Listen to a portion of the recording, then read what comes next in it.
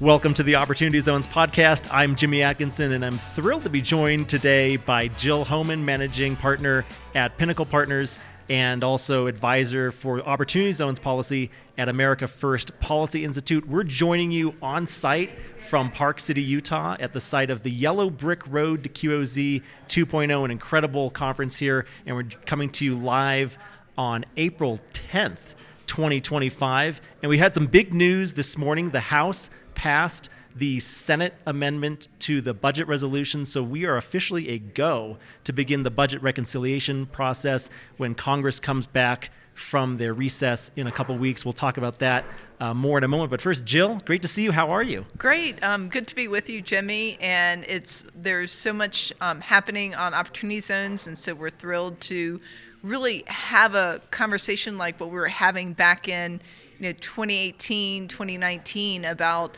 what Opportunity Zones is going to look like in the future. So there's so many exciting things happening. Yeah, I remember those early days. A lot of people in the industry at conferences like this and up on stage at panels like the ones that we've been speaking on today, Jill, we're talking about, it's the early days for Opportunity Zones. We're still in the first inning. We're still in the second inning. Well, now, we're getting closer and closer to that deferral date. I feel like we're in the eighth inning. We're bringing in a late reliever maybe to try to save the game, and hopefully my baseball analogy isn't going overboard. And also, hopefully, we get some sort of Opportunity Zone expansion legislation sooner rather than later. And certainly the House took a big step this morning. Last night, April 9th, when we went to bed, Mike Johnson had just pulled everybody off the floor and canceled the vote. They didn't have the votes, but something happened overnight. I guess they were able to wrangle the remaining dissenters in the Republican Party, or at least enough of them, to pass that budget resolution 216 to 214 by the narrowest of margin. But now the stage is set to begin that budget reconciliation process. So it's really timely that we're here right now at this big conference where we're focused on moving policy forward. What are some of your takeaways from the conference after day one here today? Yes, so I would say President Trump has called Opportunity Zones the most impactful economic development program of United States history. Mm-hmm. And so this is a key priority for this administration. And what we also have found, so not only a key priority for the president, we have many friends of Opportunity Zones within the administration, and we have advocates and supporters of this tax incentive within Congress. And so I think we're starting at a much, much different place to have this policy conversation now than what we were when it was originally passed. And so some of my takeaways is just the amount of technical expertise and attention and energy around an OZ 2.0 and OZ extension, and that's broadly one of my key takeaways.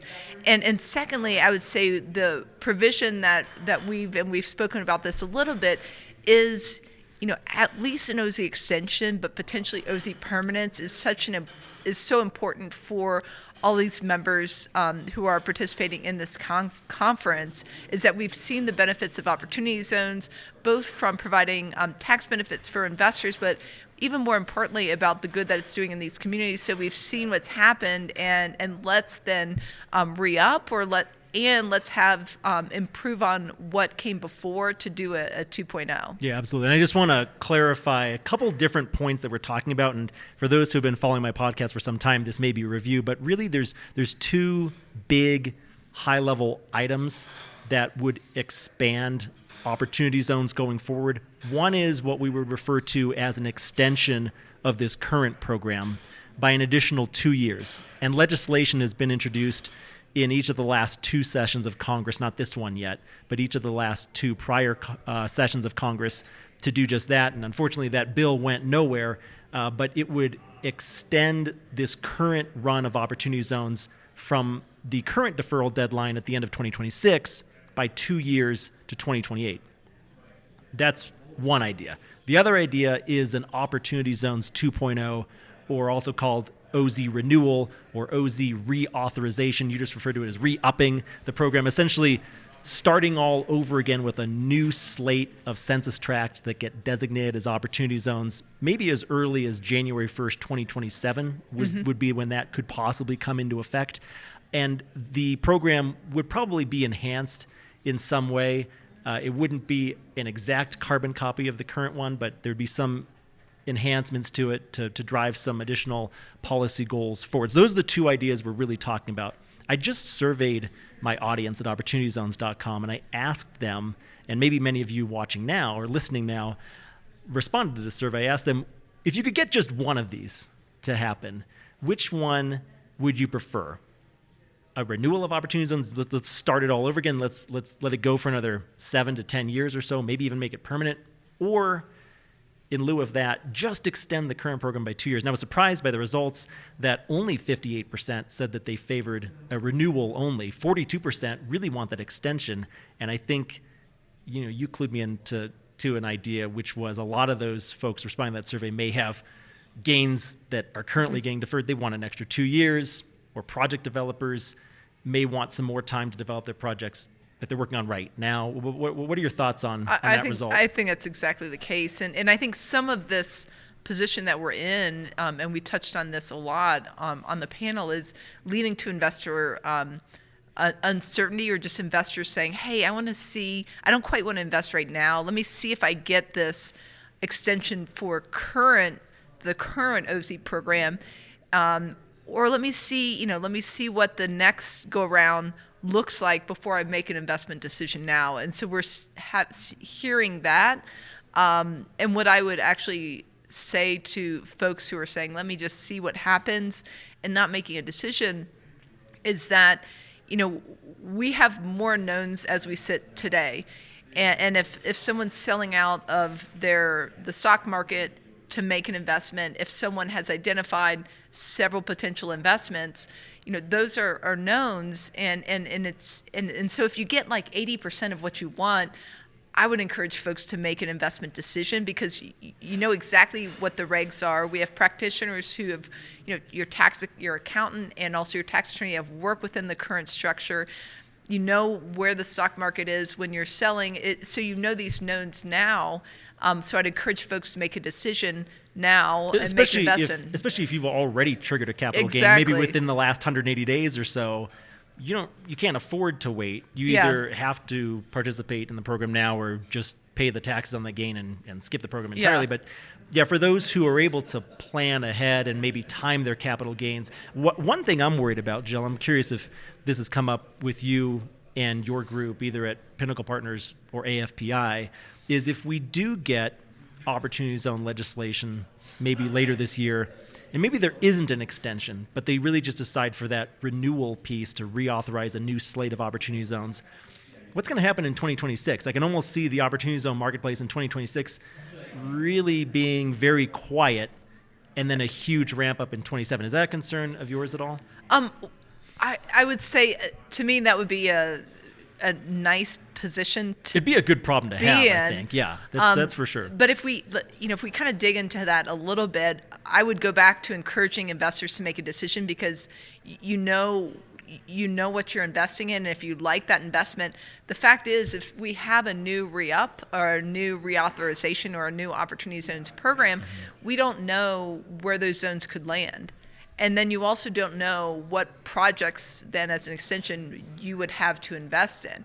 And so it would take a bit of sorting to have a redesignation of the zones, and then for those projects to make their way to you as potential projects and investment decision. And so there would be a bit of a lag on that. And then if someone is selling out of the stock market, it's just, where is the market, and will you have gains at such a high level that today versus if you were to wait. And so what I would just suggest is that there's more knowns today to consider making an investment based on the current rules that we have. But then we'd run through the process with the new program. And I would just make this one comment, which is, if we don't get, even call it 80% or half of what we want in an OZ 2.0, because we can touch on some of our I'll talk the about that in a aspects. minute, yeah.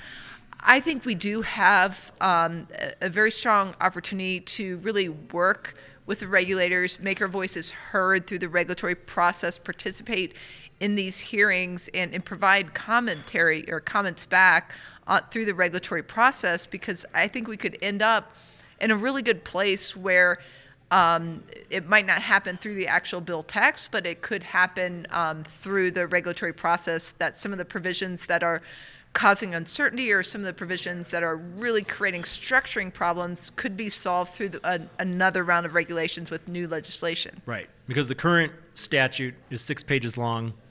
Half of that dealt with designating the opportunity zone. So really for the last 7 years, or the last however long it's been, 6.5, 7 years since the opportunity zone locations were designated, we've really been just working with these 3 pages of statute that deal with how qualified opportunity funds actually behave, and then we've had to get hundreds of pages of 577. 577. I didn't know that. 577 pages of IRS regulation. Spawned 577 pages of regulation. So we might get something similar in an OZ 2.0 program, right? I mean, we'll have to go through a similar process, and however many pages it takes, who knows. But my point is that, the 3 pages were pretty broad, and I think there's a strong desire to have in advocating for this at AFPI, there's a strong desire that we're having to have bill text be much more detailed. But in any event, I think there's also a regulatory opportunity to be more expansive. And by way of example, it's just the definition of substantial improvement. The very point of this all ending, one must sell by 2047, was just a date. They just invented that. They just invented the date. But it's, you got to put a line somewhere. But it's just, I think that creates also opportunities when we think about a 2.0, and you think about all the money that's gone into compliance. It's a high priority. Is this needs to be workable, not just for traditional real estate private equity, for the institutional world. It needs to be workable for rural communities, and it needs to be workable for operating businesses. And that's a high priority that we're hearing from members of Congress and also from members of the administration. And one of the key ways to do it is to make it simpler.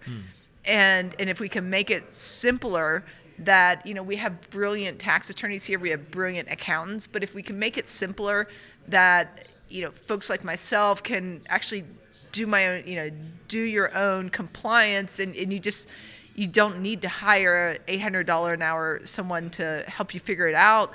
What we do is really expand the access and make it workable for these key constituencies, and really help achieve the policy goals that these members of Congress and also members of the administration are really wanting to serve. Well, let's talk about some of these OZ 2.0 ideas, or these ideas to enhance opportunity zones, make the program better going forward. And I alluded to my survey a few minutes ago, that question, extension versus renewal. I asked 2 questions in that survey. The second question was, I included a list of 8 different policy ideas that I had kind of gathered from a few different sources: AFPI, the Novogradac Opportunity Zones Working Group letter to the Trump administration back in January. And I asked them, which 3 are your favorite? And 2 of them really stood out and got a ton of votes. One of them was allow for non-capital gains dollars to participate. That was the second most favored policy idea. And the number one was a rolling deferral period. And that's part of the issue, I guess, with where we are currently in this moment of time, is that we're in 2025 right now. So if you invest in an opportunity zone now, you get a 1-year deferral. If you invest in an opportunity zone next year, you don't get the deferral at all. So the deferral at this point is basically worthless, I would say. It was hugely valuable for early adopters, and I think it rewarded early adopters in 2018, 2019, 2020. Plus you got that basis step up back in those days as well. But now we're to the point where that 10-year benefit is still out there.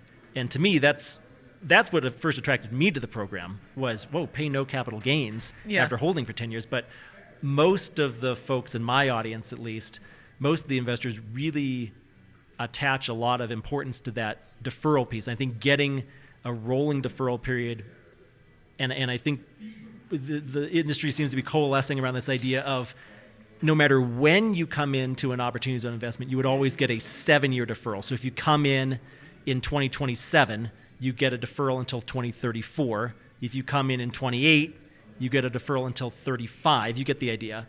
What are your thoughts on some of those bigger, and I only named two of the Yeah. ideas. There's a laundry list more. We keep coming up with more and more every Yeah. panel we get on. But what are some of the other brilliant ideas that have been that have come from both Novogradac and from America First Policy Institute? I knew you just issued some policy briefs a few weeks back. Maybe you can walk me through some of the ideas. Yeah, so and just Novogradac, we at Pinnacle we work with Novogradac, and so there's definitely a line of communication to hearing the terrific ideas that they're having, not only just policy wise but also tactical and technical fixes to the current regulations that we have.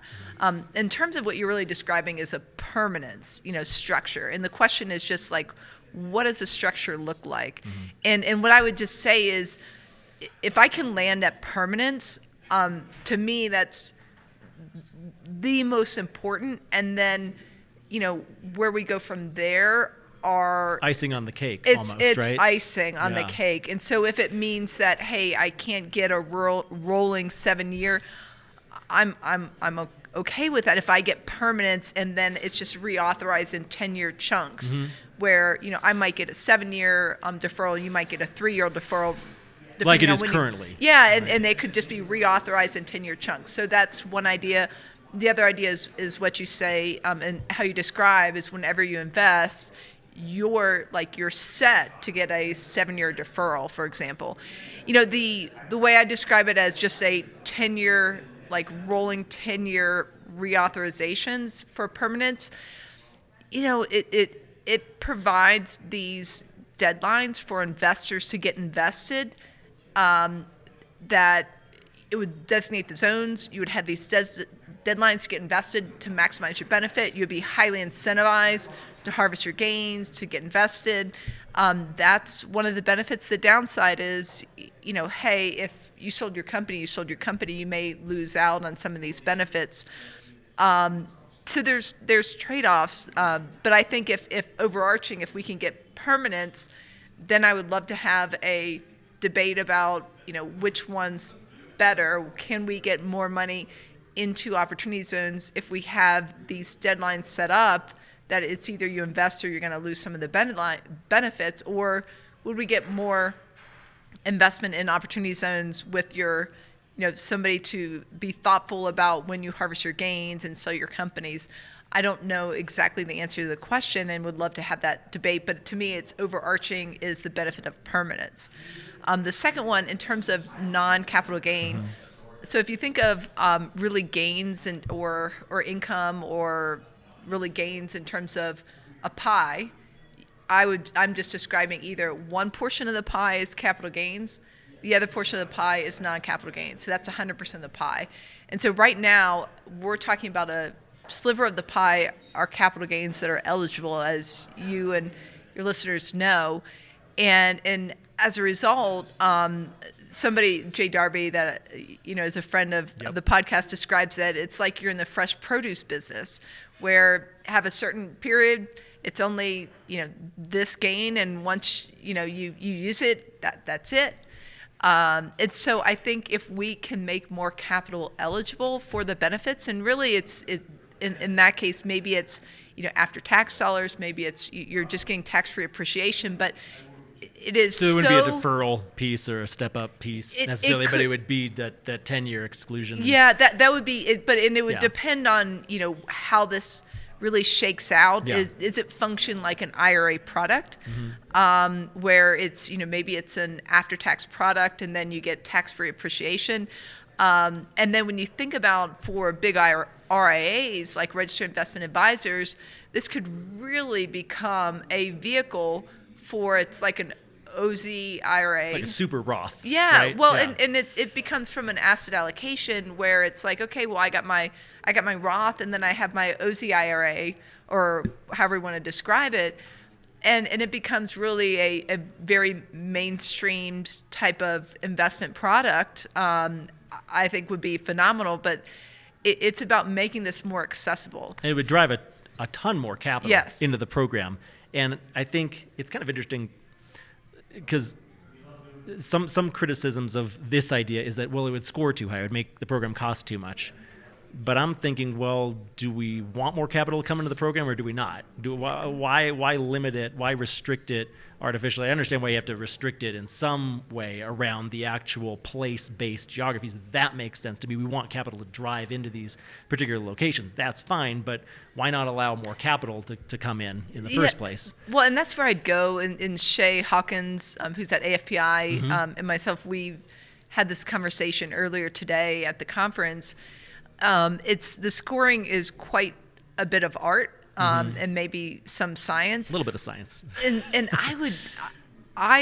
what I would argue is it's very binary. Where if I have an after-tax dollar and I'm going to invest those dollars for the long term, and then I can get a series of benefits, and maybe it's long-term retirement, I could invest in an RIA product as I described after tax, in which case I would get tax-free appreciation, or I could invest in OZ's RIA. So it like you could create an alternative where it has little revenue effect in terms of the scoring, because it's a similar to what is already in place right now, right. And so therefore this is simply we're taking a subset of capital from something that is already scored, but who knows how these things are scored. Yeah, so, good point. But I don't think we're not talking about using pre-tax dollars, so you wouldn't defer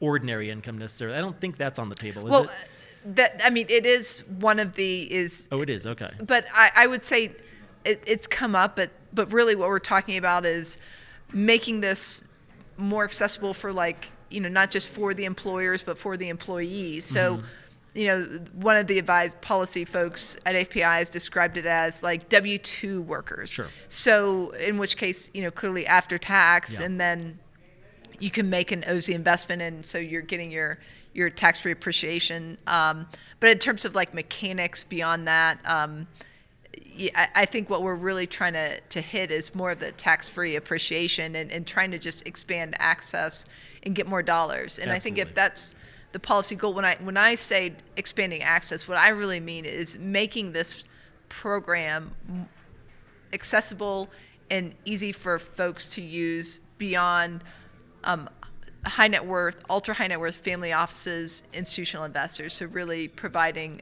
access for more investors to be able to realize these significant tax benefits. You'd be able to go after a new class of investors who may not necessarily be triggering large capital gains, Yes. but maybe they have some money in savings, maybe they just have enough income, and then after tax they've got some left over. They can put it into the stock market, or they can put it into a savings account, or they can put it into an OZ product potentially. I think there's still the issue of these OZ products are private placement offerings that are typically filing an SEC exemption, and they can only allow accredited investors to participate. So I don't know if you're going to democratize access to it too much outside of that high net worth audience, but I think you would still attract a lot more capital from a lot more investors, and it'd be more capital for the program overall. I want to talk about some other ideas that are kind of floating around also.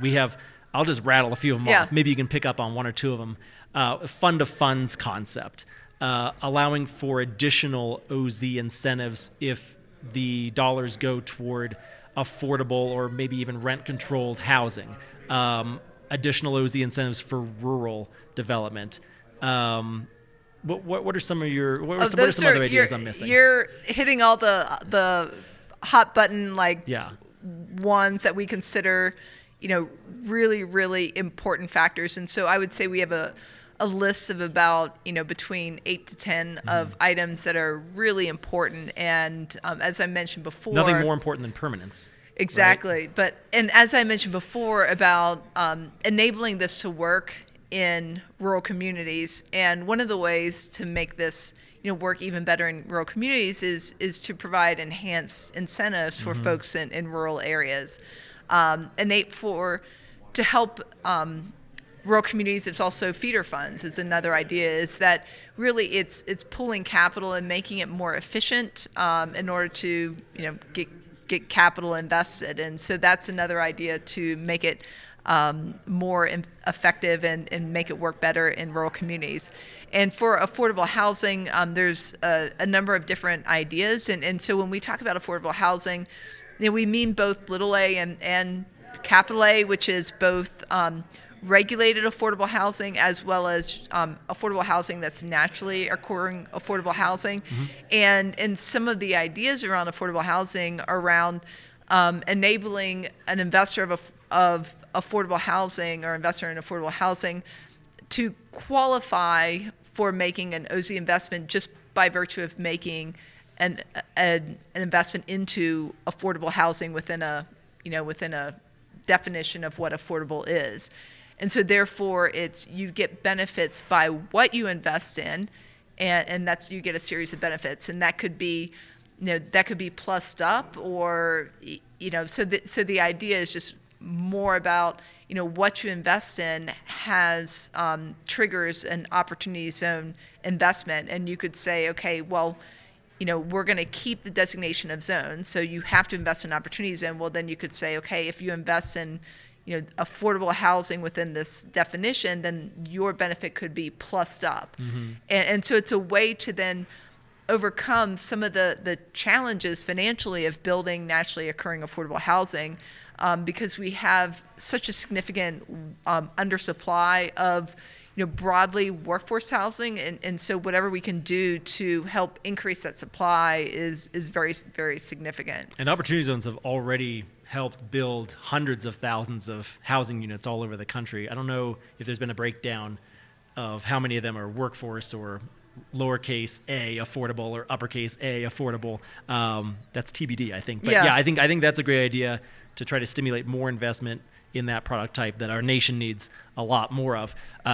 What other ideas, or did we kind of run through? I think we ran through a lot of them. I was Okay. trying to look. I had just make sure I didn't. Oh, one of the ideas that is this idea of an opportunity zone exchange, and I don't want I don't want folks to get confused about with when we talk about 1031s, but if you think about an investment into a qualified opportunity fund is an investment that's held for 10 years. And then this fund is invested in projects, and I'm talking about a multi-asset fund. So invested in, or you could also do single asset, but invested in, let's say, a project in Salt Lake City and a project in Omaha.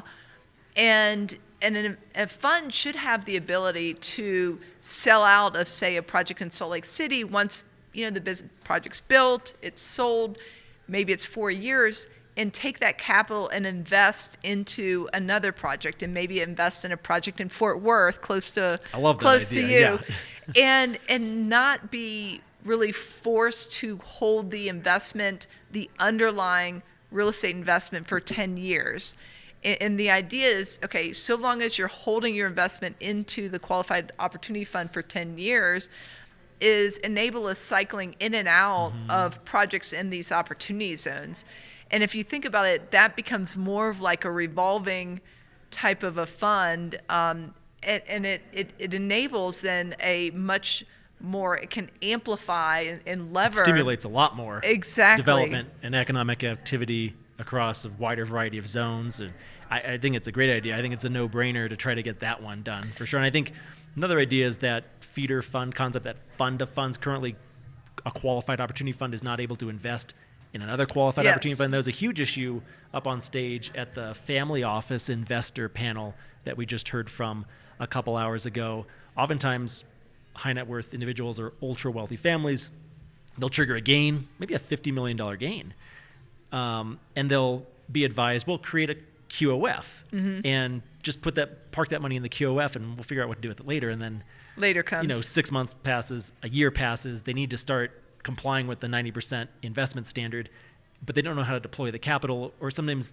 they'll find a project but it's run by a fund and they can't go downstream from the fund. And it just, if we have this fund of funds concept allowed in the new program, it would allow for a lot more flexibility with investments. The way I see it, I think it's going to open up a lot more capital flow into OZ projects. Yeah, and I couldn't agree with you more. And I think this is about, we're talking about the structures. And in opportunity zones, the policy goal isn't let's create these complicated structures. The policy goal is let's provide tax benefits to investors and let's really get capital to invest in these designated low-income communities. And how we get there is not as important as what the goal is. Right. And so I think to the extent we can make the opportunity zone tax incentive really function like traditional private equity, make it accessible for more investors, and make it easier to comply with, which helps operating businesses, helps smaller investors, helps smaller sponsors.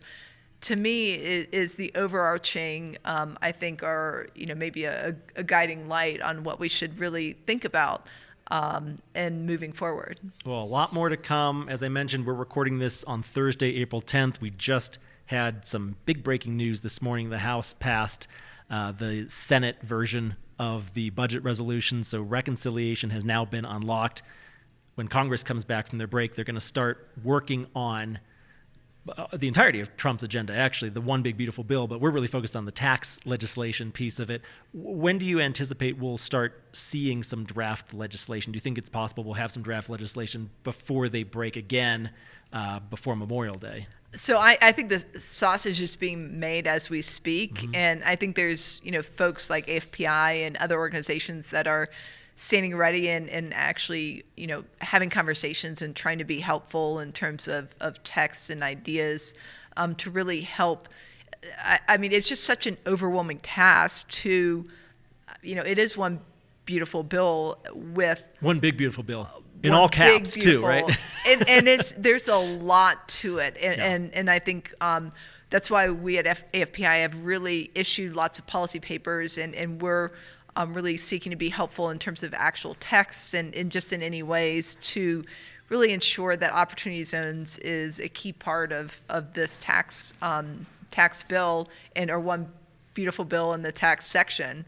So, and what I'd also add is, we talk about and we're speaking about the Trump administration, and I'd add opportunity zones is a provision that's been bipartisan, and it's been bipartisan in its DNA when it was passed, and so what I would, my hope is that, when the debate starts to happen about one big beautiful bill, that we can all agree on, OZs needs to be in place, and however the votes land, if it ends up being a partisan vote, but if we can not hash out opportunity zones, if we can really, come in support of, bipartisan way of key provisions such as opportunity zones, to me is something that we need to rally around.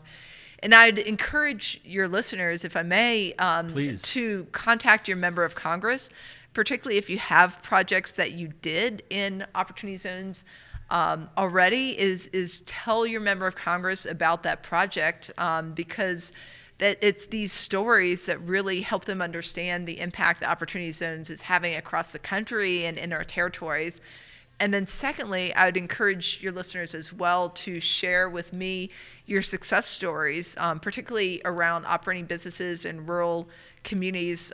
So operating businesses, OZ investments, and investments in rural communities, because if, to the extent we can amplify those success stories, share what's happening, it really just helps us tell the story and garner more support for our, maybe we'll get more than 6 pages of legislation in this next bill, but we'll see. That's what we're trying to do is, garner support for our key provisions of this beautiful bill. Fantastic.